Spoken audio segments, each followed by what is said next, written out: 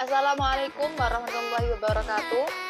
Kami dari kelompok 5 ingin mempresentasikan konsep akuntansi untuk valuta asing, transaksi dalam mata uang asing, yang beranggotakan Nona Fauzia, Noviana Naftali, Amara Putri Nurti Intari, Iqbal Darmawan, Siva Imratin Jannah, Sri Wahyuni.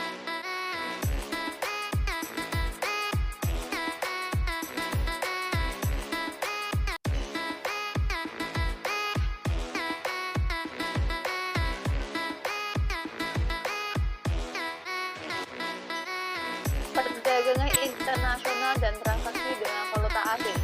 Perdagangan internasional adalah suatu kegiatan jual beli barang atau jasa atas dasar sukarela yang dilakukan dua negara atau lebih dalam memenuhi kebutuhan bersama melalui kegiatan ekspor dan impor.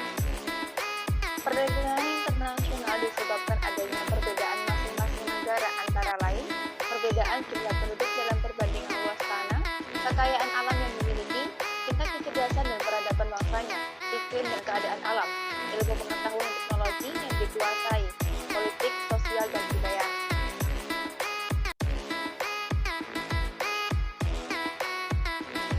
Baik, berdasarkan partisipasinya atau kerjasama, perdagangan internasional terbagi menjadi 3 kategori seperti berikut.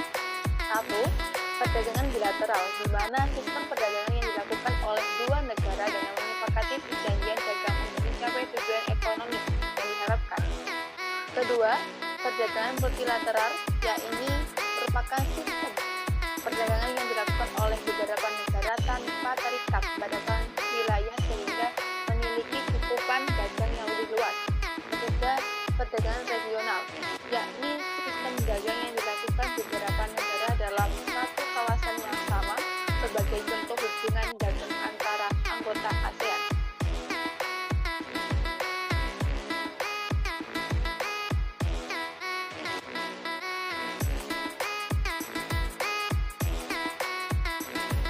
Berdasarkan aktivitasnya, terdapat sejumlah jenis aktivitas perdagangan internasional sebagai berikut. Yang pertama, perdagangan internasional ekspor. Yang kedua, perdagangan internasional impor. Ketiga, perdagangan internasional barter. Keempat, perdagangan internasional konsinyasi. Kelima, perdagangan internasional package deal.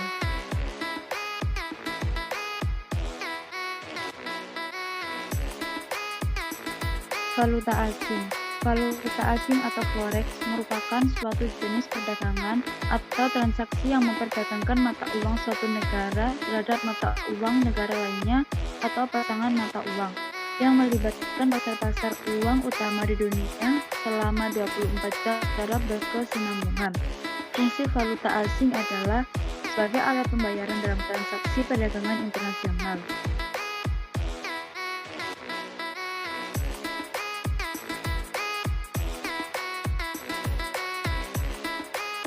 Manfaat dari valuta asing. Pertama, sebagai alat tukar internasional. Valuta asing memiliki fungsi sebagai alat tukar dalam transaksi internasional. Transaksi internasional tidak terbatas pada transaksi perdagangan barang saja, tetapi meliputi transaksi jasa antar negara. 2. Sebagai alat pengendali kurs. Valuta asing juga dapat berfungsi sebagai pengendali kurs mata uang yang terdapat di suatu negara. Pengendalian kurs mata uang dilakukan oleh pemerintah pada negara tersebut. 3. Sebagai alat untuk memperlancar perdagangan internasional, valuta asing dapat digunakan untuk memperlancar seluruh transaksi perdagangan internasional.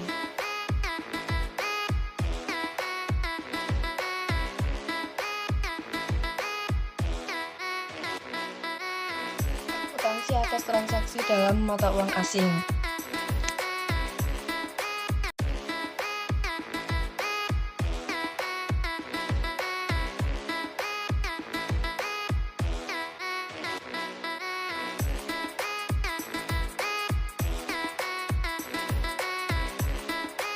Pengakuan awal.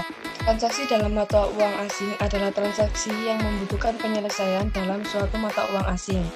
Termasuk transaksi dalam mata uang asing adalah transaksi yang timbul ketika pemerintah 1.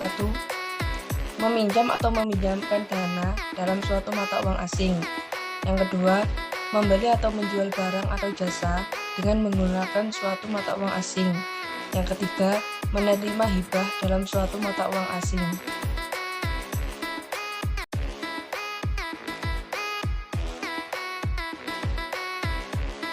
Yang kedua, yakni transaksi penarikan pinjaman dalam mata uang asing yang masuk ke rekening rupiah bila suatu penarikan pinjaman masuk ke dalam rekening rupiah milik pemerintah.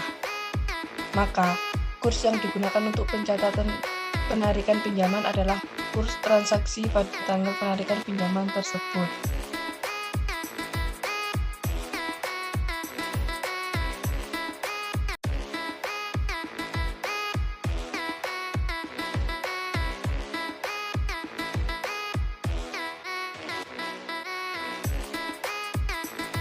Contoh, pemerintah Indonesia menarik pinjaman jangka panjang luar negeri dari Asian Development Bank atau ADB senilai 20 juta US dollar pada tanggal 1 Maret 2010 dan penarikan pinjaman tersebut masuk ke dalam rekening rupiah milik pemerintah.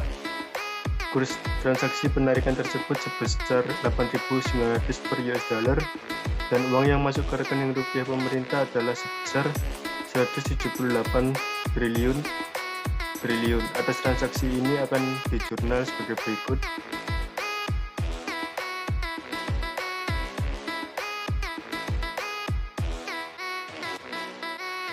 Yang pertama, jurnal di pengelola kas atau sistem akuntansi kas umum negara (SAKUN). Itu ada nama akun kas di RKUN dengan akun di debit 178 triliun, kas di RKUN rupiah masuk kredit 178 triliun. Yang kedua, jurnal di pengelola utang. Itu ada utang kepada KUN di debit sebesar 178 triliun, penerimaan pembiayaan masuk di kredit sebesar 178 triliun, dana yang harus disediakan untuk pembayaran utang jangka panjang masuk di debit dengan sebesar 178 triliun, utang jangka panjang masuk di kredit sebesar 178 triliun.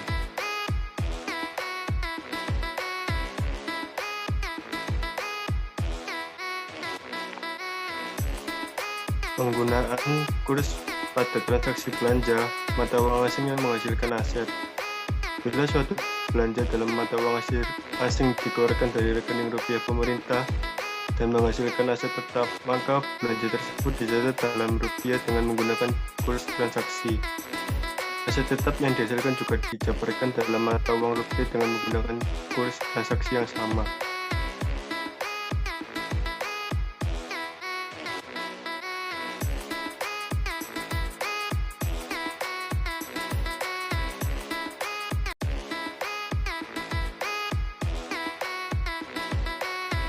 Transaksi akuntansi valuta asing. Untuk memasukkan transaksi dalam valuta asing pada laporan keuangan suatu perusahaan, transaksi harus dinyatakan dalam mata uang pelaporan perusahaan. Pernyataan ini mengatur akuntansi untuk transaksi dalam mata uang asing yang meliputi penentuan kurs yang dilakukan dan pengakuan pengaruh keuangan dari perubahan kurs valuta asing dalam laporan keuangan. Ada beberapa hal yang harus diperhatikan dalam pencatatan dan pelaporan transaksi dengan menggunakan mata uang asing. Yang pertama yaitu dikonversi, yang kedua laba dan rugi selisih pertukaran mata uang, yang ketiga strategi hedging. Selanjutnya, istilah yang perlu dipahami dalam aktivitas transaksi valuta asing. Terdapat 9 istilah. Yang pertama, entitas asing atau foreign entity adalah suatu kegiatan usaha luar. Yang kedua, mata uang pelaporan adalah mata uang yang digunakan dalam menyajikan laporan keuangan. Yang ketiga, mata uang asing adalah mata uang selain mata uang pelaporan suatu perusahaan. Yang keempat, kurs. Kurs adalah rasio pertukaran dua mata uang. Yang kelima, selisih kurs atau exchange difference adalah selisih yang dihasilkan dari pelaporan jumlah unit mata uang asing yang sama dalam mata uang pelaporan pada kurs yang berbeda. Yang keenam, kurs penutup atau closing rate adalah nilai tukar spot pada tanggal neraca. Yang ketujuh, investasi veto dalam suatu entitas asing adalah bagian atau share perusahaan pelapor dalam aktiva neto suatu entitas asing. Yang kedelapan, pos moneter adalah kas dan setara kas, aktiva dan kewajiban yang akan diterima. Yang kesembilan, nilai wajar atau fair value adalah suatu jumlah yang dapat digunakan sebagai dasar pertukaran aktiva. Di dalam PSAK nomor 10 diatur mengenai transaksi valuta asing. Berikut beberapa hal yang terdapat di dalam PSAK tersebut. Yang pertama, pengakuan awal. Transaksi mata uang asing adalah transaksi yang didenominasikan atau memerlukan penyelesaian dalam suatu mata uang asing. Yang pertama, membeli atau menjual barang atau jasa yang harganya didenominasikan dalam suatu mata uang asing. Yang kedua, meminjam atau meminjamkan dana ketika jumlah yang merupakan utang atau tagihan didenominasikan dalam suatu mata uang asing. Yang ketiga, memperoleh atau melepas aset atau mengadakan atau menyelesaikan kewajiban yang didenominasikan dalam suatu mata uang asing. Selanjutnya, penerapan pengakuan awal. Pada pengakuan awal, yang pertama, suatu transaksi mata uang asing harus dicatat dalam mata uang fungsional. Yang kedua, jumlah mata uang asing dihitung ke dalam mata uang fungsional dengan kurs spot antara mata uang fungsional dan mata uang asing pada tanggal transaksi. Yang ketiga, tanggal transaksi, tanggal memenuhi kriteria pengakuan.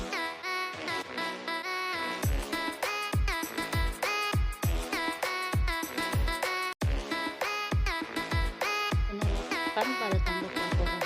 Pertama, pos moneter mata uang asing dijabarkan menggunakan kurs input. Yang kedua, pos non moneter yang diukur dalam biaya historis. Dalam mata uang asing dijabarkan menggunakan kurs pada tanggal transaksi.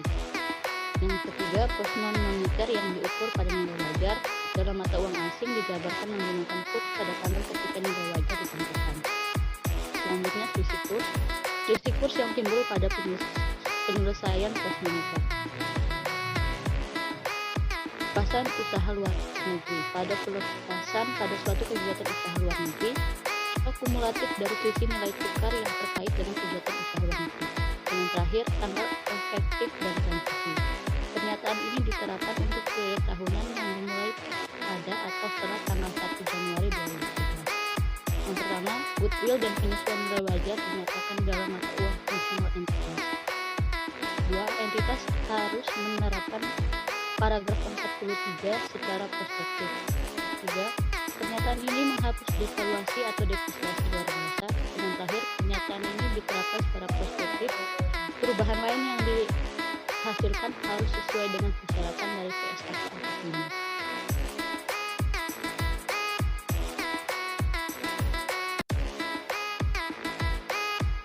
Selanjutnya, isu-isu transaksi menggunakan valuta asing.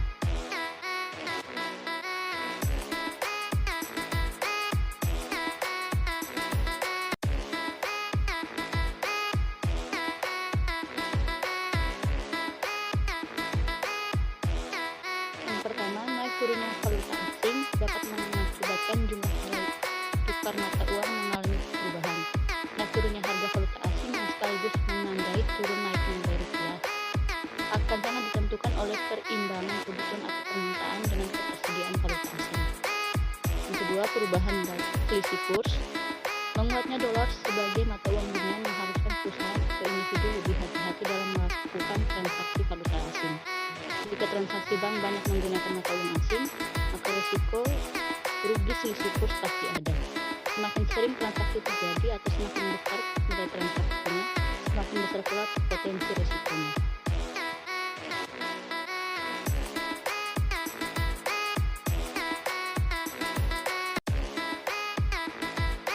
Sekian presentasi dari kelompok kami.